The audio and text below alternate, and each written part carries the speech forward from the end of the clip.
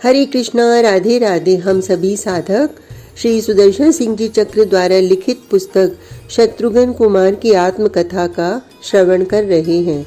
आज का प्रसंग है आखेट एवं नगरचर्या। पावन मृग मारहि जिय जानी, दिन प्रति नृपै देखावहि आनी। जेहि विधि सुखी होई पुरलोका, करहि कृपा निधि सोई संजोगा। राजकुमारों के भी अद्भुत कर्तव्य होते हैं। गुरु गृह से लौटकर हम अपने सभी कर्तव्यों के प्रति सावधान थे। उन्मुक्त क्रीड़ा, बाल सखाओं के साथ खेल कूद प्राय समाप्त। अब हम द्विज हो गए थे।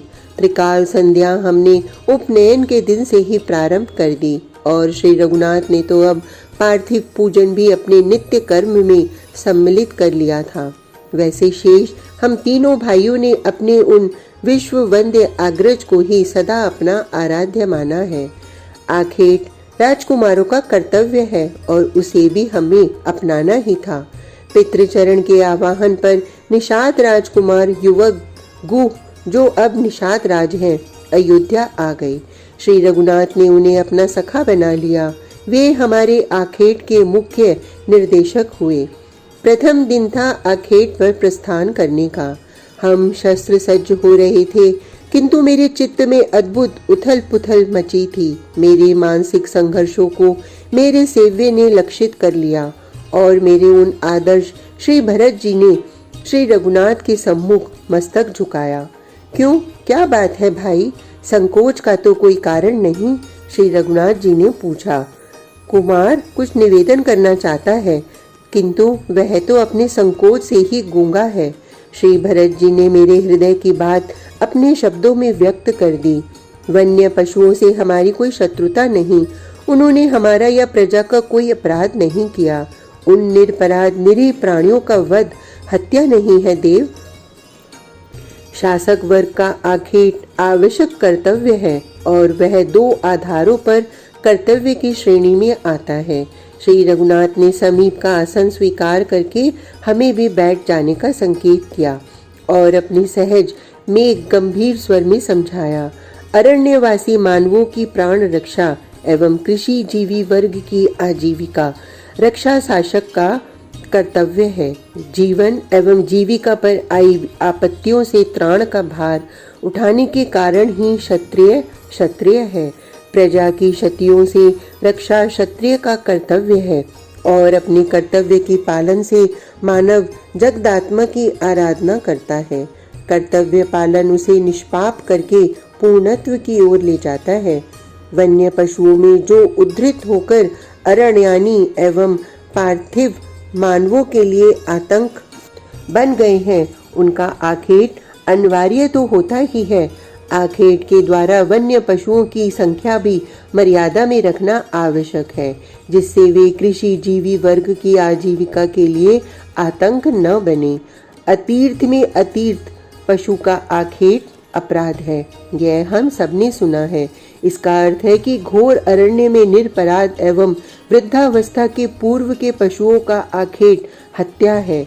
वन्य पशुओं का उच्छेद नहीं होना चाहिए, किंतु उनकी संख्या मर्यादा में रहनी चाहिए। लक्ष्मण, तुम्हारी शंका मैं समझता हूँ। मेरे सहोदर अग्रज मस्तक झुकाए थे। श्री रघुनाथ ने उनकी ओर देखा। मानव यदि अपनी मर्यादा में रहे, यदि वह अपने धर्म पर स्थिर रहे, यदि उसका उपार्जन धर्मपूर्ण हो और उसमें से वह सब प्राणियों का उचित भाग वितरित करता रहे, सचराचर सृष्टि मर्यादा में रहती है। स्वतः समस्त पशु पक्षी कीट पतंग आदि संयम में रहते हैं और उनकी संख्या मर्यादा में रहती है। कृषि विनाशक कीट, रोग कीट, शलभ, मूषक, शुकादि की संख्या स्वयं नहीं बढ़ती। वन्य पशु संयम में रहते हैं, उनकी संख्या को आखेट से सीमित करना आवश्यक नहीं होता। आज त्रेता का पवित्र काल है। शासक के सिंहासन पर धर्म प्राण पितृचरण है, प्रजा धर्म निरत है। अतः आखेट की यह प्रथम आवश्यकता आज है ही नहीं। आज तो वन्य पशु भी मर्यादा में रहते हैं और मानव अपनी मर्यादा में है, तो सृष्टा बाध्य है इतर प्राणियों की संख्या मर्यादा में रखने के लिए। आखेट की यह प्रथम आवश्यकता मानव स्वयं उत्पन्न करता है, जो नरक से भी दारुण यंत्रणामयी है। वह जब अपनी मर्यादा त्याग देता है, सृष्टि की मर्यादा भंग हो जाती है। अतिवृष्टि, अनावृष्टि, उपल वृष्टि, उल्कापात, भूकंप, ज्वालामुखी, प्रकृति मर्यादा त्याग दे तो कब क्या होगा कौन कह सकता है। क्षुद्र कीटों से लेकर जलचर, नभचर, अरण्यानी पशु, सरीसृप प्रभृति सभी मर्यादा त्याग देते हैं। उनकी संख्या मर्यादा में नहीं रहती, स्वभाव मर्यादा में नहीं रहता। किसी की अतिवृद्धि और किसी का समूलोच्छेद। अपनी मर्यादा त्याग कर मानव विश्व को अस्त व्यस्त कर देता है और तब उसकी आवश्यकता आखेट को उसका कर्तव्य बना देती है। आखेट की एक अन्य आवश्यकता है, एक अन्य आधार है और हम उसी आधार पर आखेट करेंगे। यूथ जीवी वन्य पशु जब वृद्ध हो जाता है, उसे उसके सहचर यूथ से पृथक कर देते हैं। वह एकाकी रहने को विवश होता है, सदा आतंकित रहता है अपने जीवन के लिए और ऐसी स्थिति में क्रूर सत्व प्राणी आतंक बन जाते हैं। वे अकारण औरों पर आक्रमण करने लगते हैं।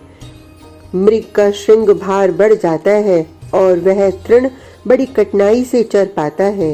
हिंसक पशुओं के नख दंत क्षीण हो जाते हैं।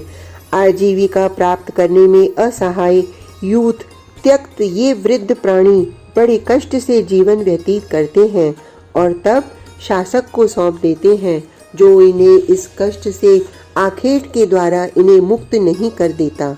ऐसे पशु आखेट के लिए विहित हैं। उन्हें पक्व चर्मादि तपोधनों के उपयोग में आते हैं और इससे भी वे पवित्र होते हैं। हमसे कहीं प्रमाद न हो, इतनी सावधानी हमें रखनी होगी। हम अपने आखेट निहत पशु नित्य ले जाकर पितृ चरणों के सम्मुख रखेंगे एवं उनकी सम्मति प्राप्त करेंगे कि हमने कोई अनुचित आखेट तो नहीं किया। श्री रघुनाथ का यह उपदेश आखेट के प्रत्येक क्षण में हमारे सम्मुख रहा। हमने क्रोध या आवेश में एक भी बाण चलाया हो, मुझे स्मरण नहीं। निषाद कुमार गु हमारा मार्गदर्शन करते थे।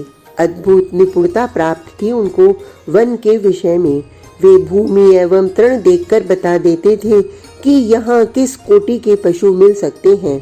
वहाँ कोई पशु यूथ होगा अथवा यूथ बहिष्कृत एकाकी पशु। वायु सूंघकर ही वे पर्याप्त दूर के जलाशय का ठीक अनुमान कर लेते थे। यूथ बद्ध मृग ही नहीं, गज तक हमारा वन में मनोरंजन करते थे। उनके आखेट की बात ही कैसे सोची जा सकती है। मृगों के यूथ हमारे अश्वों के वन में पहुंचते ही समीप आ खड़े होती, जैसे हमसे परिचय करने को समुत्सुक हों। हम जहाँ विश्राम करने तरु छाया में बैठते, शशक हमारी गोद में आ जाते। दूसरे अनेक छोटे वन पशु हमें घेर लेते और अपनी अनेक प्रकार की चेष्टाओं से हमें प्रसन्न करने का प्रयत्न करते। केशरी अपनी संगनी एवं शिशुओं के लिए जब मार्ग के पार्श्व में आ खड़ा होता, जैसे स्वागतार्थ आया हो, उस पर कोई भी शराघात कैसे कर सकता है। गजों का यूथ हमें फलों एवं पुष्पों का उपहार दे जाता और भल्लूक ने कई बार श्री रघुनाथ के करों में स्वयं कंद अर्पित किए। हम आखेट करते थे, प्राय प्रतिदिन हम आखेट योग्य पशु पा लेते थे। निषाद कुमार गु दुर्गम अरण्य में जहाँ यूथ त्यक्त जरा जीर्ण स्वयं के लिए आतंक बने क्लेशमान मृग, केशरी, व्याघ्र, वराह आदि मिल सकते थे, वे स्थल ढूंढ निकालते थे। प्रतिदिन के आखेट हमारे पशु राज सेवक उठा लाते थे और हम उन्हें पितृ चरणों के सम्मुख रख देते थे। हमें सदैव प्रशंसा प्राप्त हुई। किसी दिन किसी ने नहीं कहा कि हमने आवेश में कोई अतीर्थ पशु अपना लक्ष्य बनाया। पूज्य पितृचरण ने अब श्री रघुनाथ जी को प्रजा पोषण में योग देने को प्रोत्साहित करना आरंभ कर दिया। कहना तो यह चाहिए कि उन त्रिभुवन पोषक ने स्वयं अपना कार्य संभाल लिया और महाराज ने उसमें प्रसन्नता प्रकट की। चक्रवर्ती महाराज की अनुमति लेकर श्री रघुनाथ नगर के विविध कार्यों को देखने लगे। हम तीनों भाइयों को भी अब आज्ञा पालन का सौभाग्य प्राप्त हुआ।